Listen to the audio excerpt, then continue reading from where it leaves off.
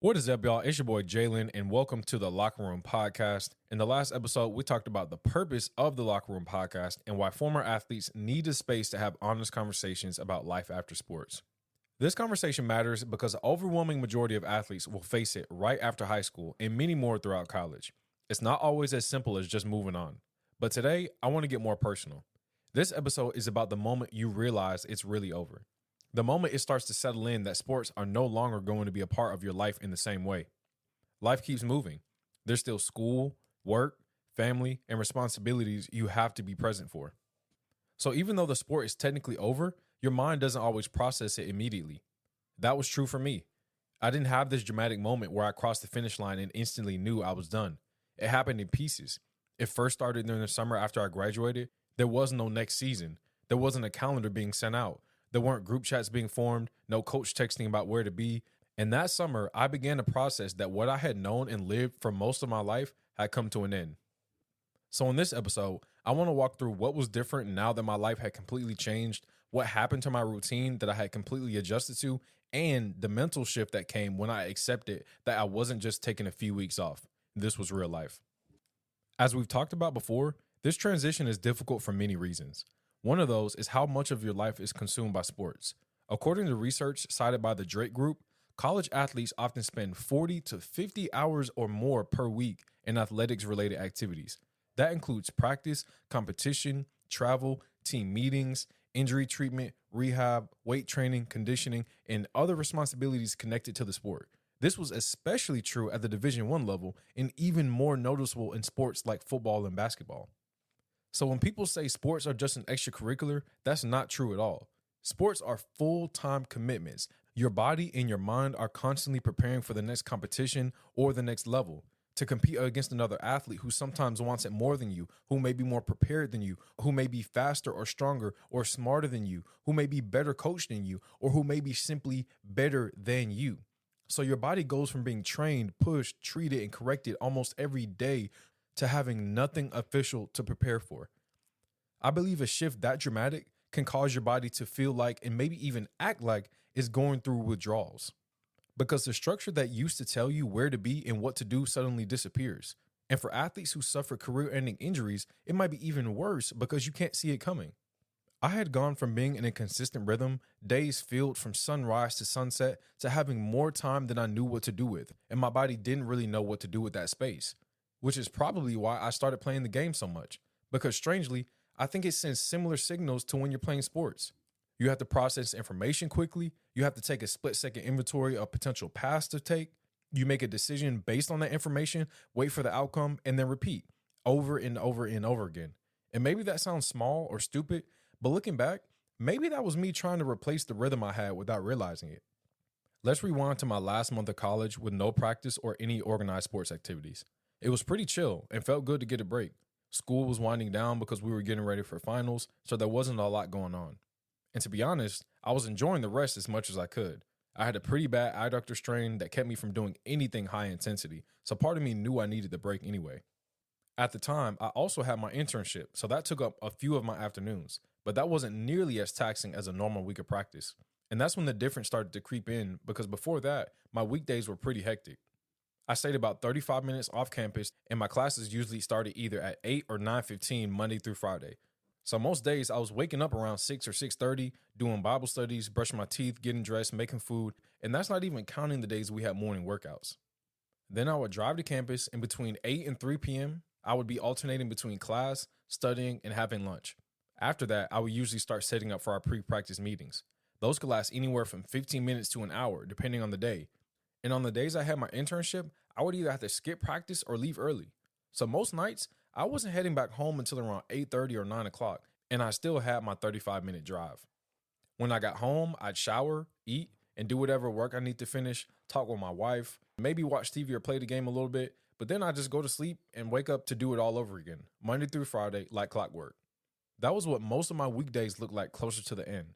So when the season actually ended, it wasn't like my whole life instantly stopped. But the sports part was gone.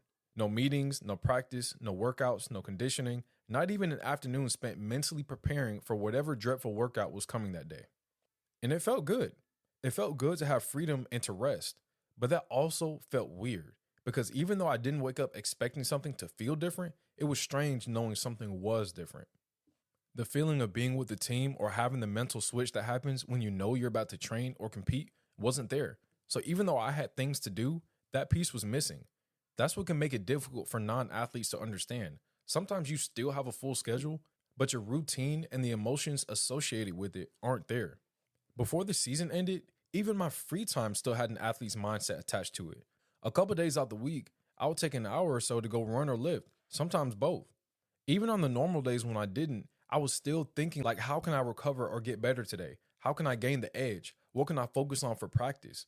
But after the season ended, I wasn't really looking to run or lift at all. I was really just going with the flow because I needed some time away from trying to cram nearly every hour of my day with something. It was definitely a good idea because it wasn't like my whole life fell apart. I ended up taking about 2 months off from running and doing any consistent working out, only to realize later that I still needed more time for further rehab. I knew I wasn't going to fall completely out of shape overnight, and even though I felt like I deserved a break after putting in so much work over the last few months, I also felt lazy for not being physically active. I was a little confused too. Going from knowing what season and goals I was preparing for to not knowing, I felt lost and aimless. I knew things were going to be awkward for a while, and I knew life was about to be different. There was a mental and emotional component of this transition as well. I was very anxious at times. There were a lot of uncertainties about what the future held. I felt behind in life. I felt like a failure. I felt like an outlier. I considered joining track teams in the area. I even considered trying to make a run at football again, even though that was much less attainable. But at the time, I didn't care. I wanted another chance because I knew my potential hadn't been fully realized, and I wanted to do something about it.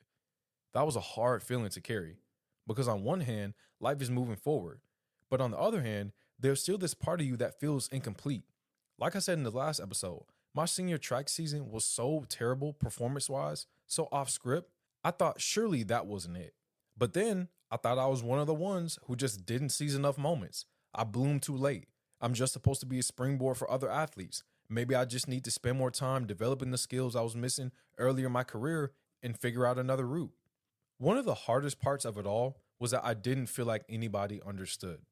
I genuinely thought there was no way anyone else could be dealing with this, and I was having an original experience. It hurts even worse to look back sometimes because to this day, I believe I matured the most as my career was coming to an end. It sucks knowing that I was finally starting to understand things right as it was ending.